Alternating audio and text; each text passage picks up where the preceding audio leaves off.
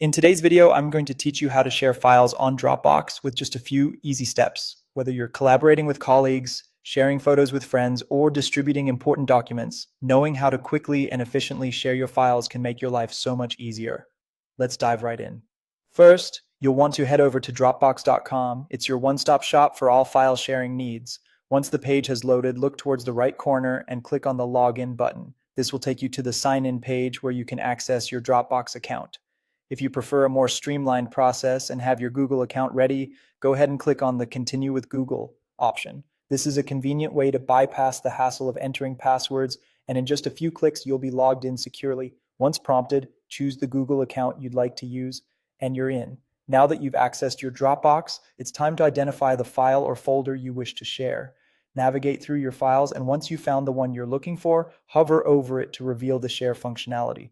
You should see a Share button appear. Click it to begin the sharing process. This will open a new window that gives you the option to add people by entering their email, name, or even a group that you have set up.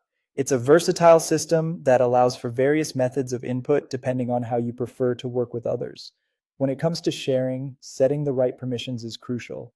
You'll have a couple of options here. If you'd like the recipient to fully collaborate, select the Can Edit option. This grants them the ability to add, edit, download, share, or even delete files within the shared folder.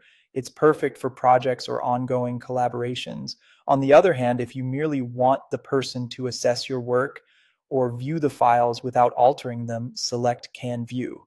This option allows for viewing and commenting with the ability to download files if needed. Choosing the correct permission setting ensures that your files are handled as you intend. As an optional but personal touch, you can include a message. This could be anything from a quick hello to detailed instructions on what you'd like them to do with the files. It's always nice to add a bit of context.